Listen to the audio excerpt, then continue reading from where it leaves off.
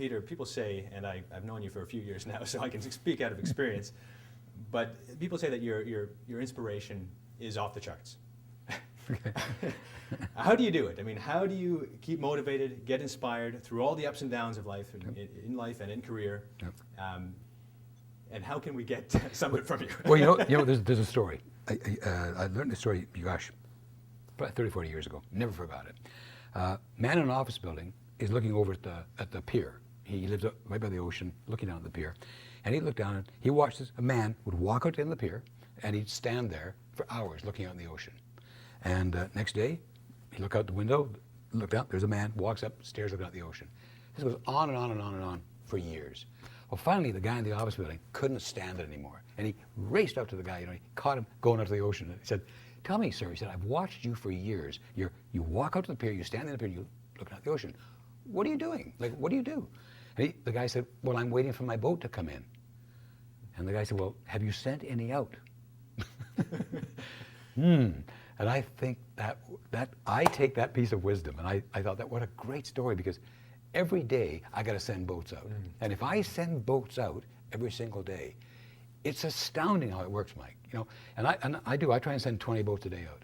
Now I only get 3 or 4, 5 of them come in, but that's pretty good having 4 or 5 boatloads coming in. Absolutely. And so that inspires me because it works. It works, and that way I don't have to make a deal. I don't have to worry about something working because I know there's enough boats out there that they're going to come in. And how I stay inspired really is by communicating with the fantastic people I have in my life, and the new ones that I meet every day. Because people are unbelievable, and I get so inspired. And I'll just share another story, but this story affected my whole life. And when I was in the military, I spent 7 years in the Canadian Army.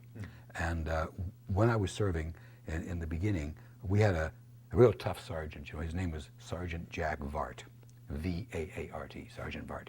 And I mean, I still kind of stand to attention, when I think about Sergeant Vart.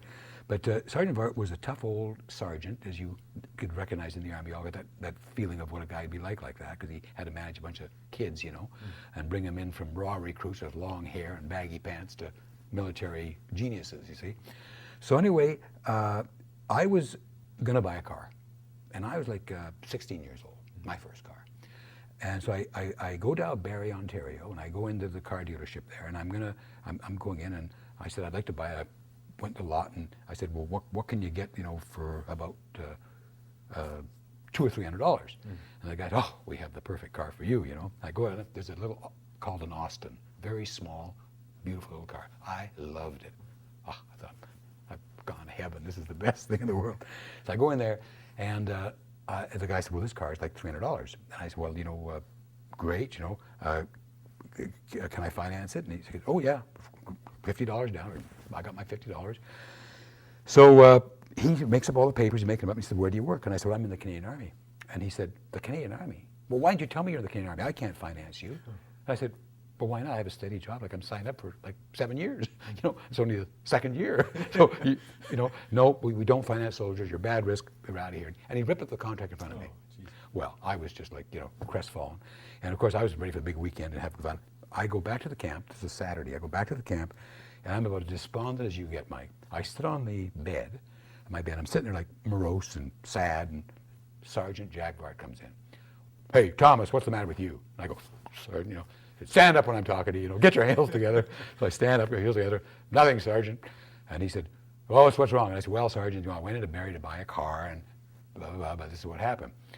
And he kind of takes note of it, and he says, "I'll be back in 15 minutes. Stay there." So I just sit in the bed, I'm in trouble. Whatever I've done, I don't know, but I'm in trouble. He comes back in 15 minutes, he said, "I'm driving to Barrie." He said, "Come with me." So I follow him out, I get into his car. Well, I'd never been in the car with a sergeant before. I'm sitting like in the car like this, and we drive, it's about 20 miles. So we drive into Barrie, and I show him the car lot. He said, "Stay," and he said, "Stay in the car."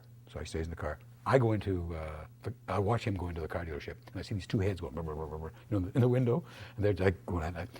He comes walking out, and he says, "Okay, go in there." So I go see the guy. So I walk in and see the guy. "Oh, yes," he said, "yes, it's all fixed up. You can have the car. Have you got your $50? "Yeah, I got my $50. He said, "Well, yeah, good. Enjoy your car, Peter. Nice to be with you," and all that. And I go and I can't believe it. I thought, boy, this guy, what a miracle worker, you know. So I go back to camp. I got my new car. I'm like, hell, I'm just like the top of the world. I go back and to make a little extra money, I was making $39 a month. So to make a little extra money, I used to press pants, shine buttons. I did all kinds of things to make money. Anyway, I saved enough money to pay the car off in about 10 months. So I go back to the car, back to the car lot, and I paid the money off, and it was done. About 2 weeks later, I get this envelope in the mail. And the envelope, I opened it up, and it's the contract that I'd signed. I looked at the bottom of the contract, and I saw Sergeant Jack Vart's signature. And I read through, I understood, and then I realized what he'd done. He had actually guaranteed my signature. Yeah. I didn't know that, and I still today, right now, I get goosebumps thinking about it, because I thought, here, he believed in me. Here's this guy, the sergeant. He had like all these people that he'd go year after year, he trained them, and he actually believed that Peter Thomas was good enough that he could sign his name for that money. And I've never forgotten it my whole life. And so I get inspired thinking about that story, about how he believed in me. And so that's something I believe you can pass on, the gratitude that I feel.